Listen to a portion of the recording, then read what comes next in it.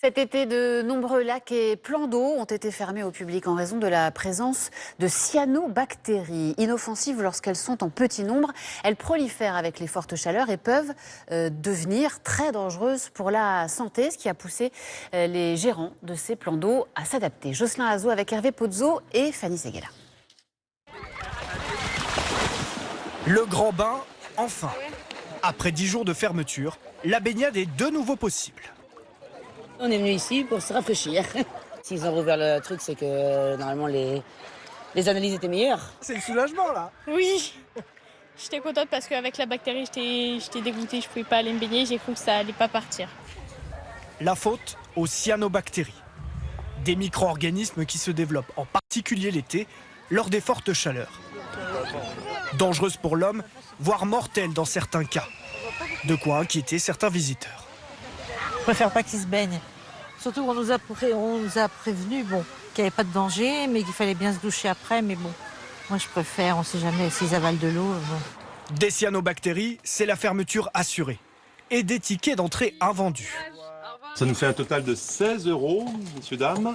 Ici, 10 jours sans baignade, c'est près de 10 000 € de recettes en moins pour la commune. Alors, la mairie a peut-être trouvé la solution. Un toboggan XXL qui fonctionne avec de l'eau douce, indépendamment du lac.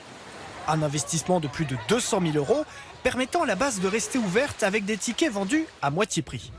Une manière de ne pas dépendre que du lac. Nous ne tombons pas, même s'il pleut ou s'il y a un peu de cyanobactéries quelques jours, nous ne tombons pas à 0 personnes qui viennent ici. Nous avons tout le temps un potentiel de personnes qui viendront sur le site. La baignade reste l'activité préférée des enfants et une respiration pour les parents sur cette grande base de l'Est parisien. Par rapport aux enfants, parce que rester dans l'appartement fermé tout le temps, se chamaille un peu. Donc quand on sort comme ça permet qu'ils s'amusent et voient autre chose. L'eau y est particulièrement surveillée. Un contrôle inopiné 2 fois par mois. Ici, on a les résultats des analyses d'eau faites par l'Agence régionale de santé.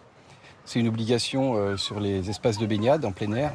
En cas d'alerte cyanobactéries dans les analyses, c'est une centaine d'emplois qui seraient en danger. L'avenir de la base menacé. L'activité baignade ici, ça représente 1 million d'euros sur le budget. Si on la fermait, effectivement, on aurait peut-être moins de personnel, mais on aurait aussi beaucoup moins de rentrées d'argent. En 2024, 200 points de baignade sur 4000 ont dû fermer provisoirement à cause des cyanobactéries.